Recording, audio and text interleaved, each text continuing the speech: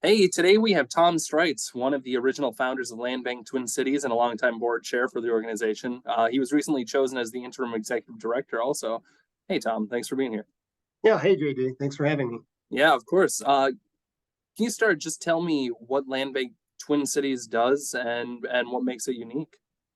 Yeah, sure. So, during the height of the foreclosure crisis, I was the housing director for the city of Minneapolis, 2008, 2009. A lot of property that was, selling in neighborhoods for 200,000. The next day was selling for 50. It's being bought up by, outside investors, not necessarily with the long-term interest of the community in mind. So I did research on land banks, and there was one in Genesee County, Michigan, where Flint is located. And when GM pulled out, they left a lot of vacant property.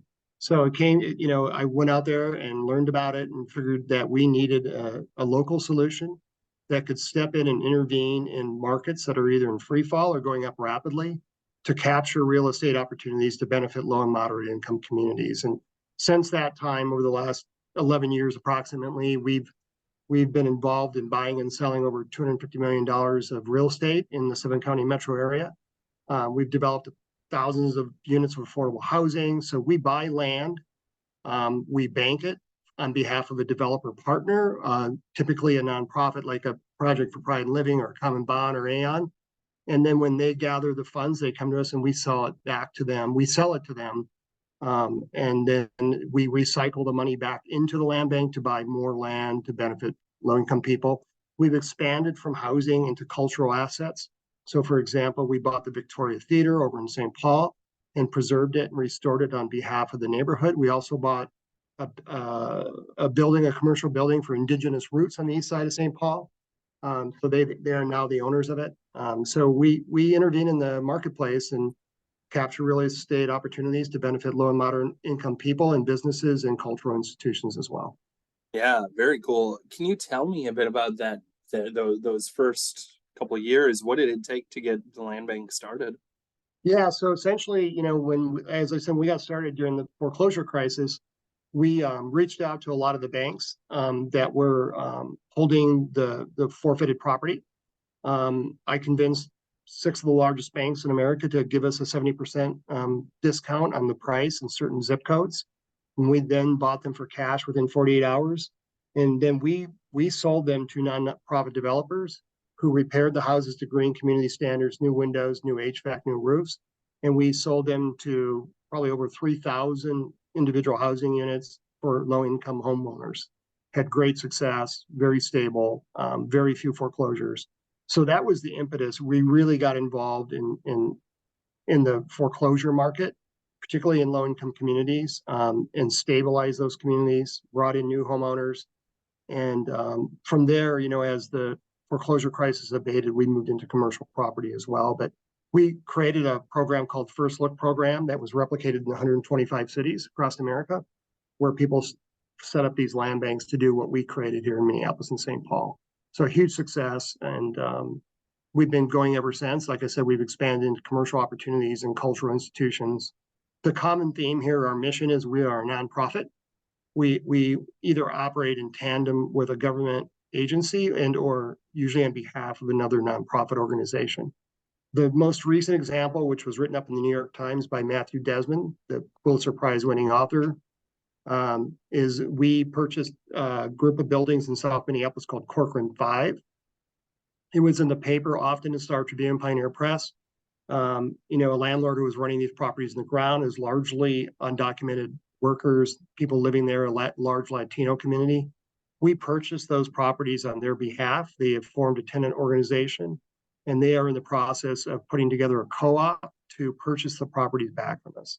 So that would be a big real-time example of where we deployed roughly $7.5 million of our assets. And in the long term, we'll get paid back, and they're going to form a cooperative to run the building through their tenant organization. So really cool innovation. The original money for the organization came from us going to banks and asking for them to provide us either grants and or very low interest money to start repairing the communities where all these foreclosures took place. So we were very successful at that. Today, our funding comes from a variety of actors. We get money from foundations like McKnight and Bush, St. Paul foundations. We also get CRA money from banks. US Bank is a big investor. We have access to some private capital through JP Morgan Chase. So there's a recognition in the financial services industry that we're providing a really unique role in the community. And so I'm proud to say that, we've had a lot of significant investment into the organization that's benefited low-income communities. Yeah. How does it benefit? I mean, what's the mission of the land bank? Yeah, the mission is to intervene strategically into real estate opportunities that will benefit low and moderate income people, in particular people of color. So it's really at its core stabilization in some cases, and it's also wealth building. Our belief is if someone can own their own home or their own business, they're going to create an economic base in that community that can be expanded on for other people. It gets away from the idea that just handing money, cash, is the answer to poverty alleviation and or building community. It's about people owning the assets in those communities. And people talk a lot about wealth building, but as core, that is one of the central tenets of what we do is stabilize, but also try to build assets within those communities that people themselves would live their own. Yeah. Are there specific communities or neighborhoods that you have more of a focus on? Well, we've invested a lot in North Minneapolis through Green Homes North. We've bought a lot of properties there. We also, interestingly enough, we do a lot of mentoring and we do community lending. So we have helped launch a lot of developers, particularly people of color who want to get into development. So we'll start out by maybe giving them their first loans. They buy their first couple of houses, and then pretty soon they're scaling. So there's a community lending aspect of what we do as well. But North Minneapolis has been a big focus in terms of building new sustainable Green Homes North is the initiative. People want to look that up. We've been a big part of instigating that and been a partner in building many homes, hundreds in North Minneapolis. We've operated a lot in the Rondo neighborhood in St. Paul. But interestingly enough, JD, also for the listeners out there, is we intervene in markets that are very robust, like Edina. We have purchased property there on behalf of nonprofit developers. And then as we buy the property, they go out and get tax credits, bonds, investors, and 2 or 3 years later, they come to us and they buy the property from us. And so we step in a way that nonprofit developers just simply don't have access to capital or cash. And it takes a while to put deals together. So we've done a deal across from Southdale Mall in Edina on 66th Street. We bought a former medical building on behalf of Beacon, which is a nonprofit homeless provider. We bought the building. They would have never sold it to them. They called us and said, look, they won't sell to us. They don't like us. They don't want, they don't like our vision. So frankly, we said, step back, we'll step in. We formed an LLC. We bought the property. Then Beacon raised the money, and we have a beautiful new homeless youth facility across from Southdale Mall in Edina. We also bought a big parcel, the former Lewis Jimmy Jam Studios, and that's now Aon is developing an affordable housing in Edina. So it's not just stabilization in low-income communities, but it's also creating opportunities for low-income people to live in other communities that may have more wealth. Yeah, that's very cool. Do you see this model of land banking? Is it a growing thing? Absolutely, yeah. And so since we started 11, 12 years ago, there's been many land banks formed around the country. We get calls all the time about, how do you do it? How does it work? So it's a growing movement. And one of the things we're engaging in now, JD, is strategic planning, and we're considering expanding our land banking to be statewide. There's a huge need for affordable housing and stabilization in our rural communities. And there's a dearth of experience often, right, in doing these kind of deals. So that's on the horizon for us to take what we do, this model, to new communities. And we've also been asked to get involved perhaps in saving manufactured home parks. There is North Country Cooperative, which has now been purchasing private manufactured home parks around the state. And then they buy them and then they form cooperatives so that the people who own the trailers, so to speak, the manufactured homes, and don't own the land actually become owners of the land as well through a cooperative. So, which is something I'm very excited about. People often don't think about manufactured housing parks, but they drive by them and go, wow, okay. What they probably don't realize is that the people don't own the land underneath it, they just own the unit itself. And so these limited equity co-ops make them into owners of the land underneath where their housing unit exists. So that's another, I think, exciting opportunity to preserve affordable housing and stabilize it. Yeah. I've been talking to a lot of rural Minnesota communities about, it's difficult to bring developers in because the ROI just isn't there. Right. So I imagine that land bank model can really help to solve some of those issues. Absolutely. And what it does is it buys time for the local, maybe small developer or the small interested community that doesn't have a lot of resources to pull the resources together. And the Right. one thing I'd say that's really unique and really important for us to focus on right now is that the state of Minnesota just made a historic $1 billion investment into affordable housing. There's a lot of money, billions a lot with a B, and that's all going to be directed to affordable housing in the state of Minnesota. So we're going through the bill understanding where we fit in. Land banking is a part of that. Land trusts are a part of that.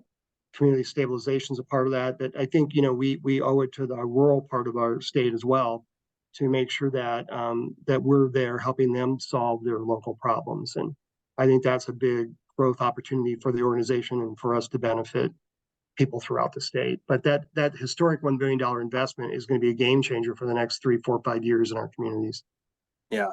Speaking of the legislature, there was a lot of discussion about the conversion of single family homes into rentals. Do you delve into those conversations or work to avoid that conversion? Do you have any association with that? Well, so nationally, there is a movement, and I think a lot of your listeners may be familiar with it. A lot of private equity firms are moving into buying housing stock in communities throughout America. So BlackRock is the most kind of notorious. Their sole interest in buying housing is making money. So they're buying a lot of housing, single family homes in low income communities and converting them to rental. And, that's been a part of America for a long time. I mean, private ownership, I get it. At the same time, it's tipping real estate markets in a really treacherous way for low income renters. And, we intervene in the marketplace and buy property that benefits we have a long-term view of community benefit. And so I think we're a countervailing force to that private equity rushing in, buying up homes, converting them to rental, and then basically capturing a piece of the market that's so large, low income people don't have choices about who they rent from. They're jacking rents. Big stories in the New York Times about this, in Phoenix, in Cleveland. It's happening across America, Atlanta. So I think land bank is one solution to kind of provide options to communities where big institutional investors are coming in. Yeah. Tell me about your organization's next 3 months or so in the comprehensive planning process that's happening right now. Yeah, so we've engaged Ecotown, which is a international kind of consulting firm that started here in Minneapolis that basically maps social return on investment, or SROI. You mentioned ROI earlier. There's something called social return on investment as well, SROI. They map that. We're creating value maps. We have some already on our website if people want to go to it, landbanktwincities.org, to see where we intervene and the results of our intervention. But what we want to do with the board here over the next 90 days, 120 days is really kind of revisit our mission and vision and say, is based on all our success, is this still the right fit? How are we going to tap into this $1 billion strategically that's coming into the community? Where's opportunities for us to grow to help other communities? As I said, the statewide focus will probably be a big one for us, moving into that realm. Partnering with local partners on land trust. So there are 2 land trusts. There's the Rondo Land Trust in St. Paul. There is the City of Lakes Land Trust in Minneapolis. There's a lot of interest in land trust. So I think we'll be moving more aggressively into that field, that area. So those are some of the big things on the horizon, geographical expansion, tapping into the $1 billion, partnering with land trusts and manufactured home parks. Yeah. Sorry if this is redundant, but I mean, what's your vision of what the land bank can be? Yeah, here's what I'd say. When my friends ask me and I talk to people, they say, what is the land bank? And kind of what's the core unique value add is that the land bank is a tool that a developer or a community or a neighborhood a city or a county can pick up and say, we don't have the expertise or the capital to do this really important real estate investment to benefit low and moderate income people in our community. We can provide a solution. We're a lender. We're also a land bank, buying whole real estate, but at our core, we're a bank that takes risks banks won't take, period. We Yeah. will take on deals. Corcoran 5, Wells Fargo, nothing against any of them. US Bank would have never touched that. So we are a bank that takes risks that banks won't take. We're a community-based financial institution that will take risks, for example, by buying the Victoria Theater, buying the building Indigenous Roots was in, buying Corcoran 5s, putting $7.5 million in the line saying, we think tenants can organize in a way that they can own all this property. And we have had absolute success. We've not had any substantial and ever go bad. So literally, I would say we are a bank that doesn't think or act like a bank to the degree that we're willing to take risks that other banks simply won't take. And that's the core, the essence of Land Bank Twin Cities. Yeah. So you said there really hasn't been a failure with that. I'm wondering, is that because you guys aren't seeking a profit out of it, and it's just, if this creates a good thing and we don't lose a ton of money, it's a success? Yeah, I think we're patient. A lot of banks want the money sooner rather than later. If we give someone a loan for a year or land bank for a year, and this often happens, they come back to us and said, we haven't raised the money yet, we need another year. We'll give them another year. Okay, so that's something that banks typically don't like to do, or if they do, they'll say, yeah, we'll give you another year, but we're going to raise the interest rate 3%. We also have money that we can loan at a much lower rate than any banks because we're getting money at 0%, either through a grant or a 1% through a PRI, which is a program-related investment. So we have flexible money. We also provide a total solution, and we're patient. The total solution being we can help mentor people on how to property manage, technical assistance to understand how to access government funds for improvements such as new roofs, new HVAC, new windows. A big component of what we also do is that everything we touch and invest money in, we bring it up to green community standards, which means it's sustainable for 30 years. If we bring someone into home ownership, they know that HVAC is set, they got great windows and a great roof. So we're about long-term sustainability. So we take the long view, and we're patient, and we're community-based. That's the biggest difference. Yeah. Awesome. Probably my last question, but can you tell me about some of the partnerships and work that you have going on right now? Maybe what kind of success you're seeing, or with the Victoria Theater, your project with Habitat for Humanity, and I think you have some stuff going on with Build Wealth Minnesota also. Yeah, so I think one of the big things on the horizon right now is we're looking at acquiring a portfolio of real estate in Minneapolis, roughly around 280 units. Many of those will be duplexes. The idea behind our program with these duplexes is to buy them, bring them up to green community standards, and then sell them to a lower moderate income person who can then live in one half of the duplex, take the rent from the other half, bring in someone, maybe even intergenerational, a mom or an aunt or a kid or a grandma. That rent then helps stabilize that household, right? So they're building wealth together, often intergenerationally. We're going to do hundreds of those in Minneapolis. It's a way of creating wealth. It's called, also we're preserving what's called naturally affordable, housing, NOAA, they're calling it, naturally occurring affordable housing. Habitat Humanity is going to take part of that portfolio and make people into homeowners in some of the single family homes we buy. So it's a little bit of everything in the sense that we're going to create new homeowners. We're also going to try to create this new duplex program where someone can use the rental income from the one unit that they're not living in to stabilize their house and build some equity and maybe have more intergenerational living as well. So it's really about, trying to fit the needs of the communities we operate in.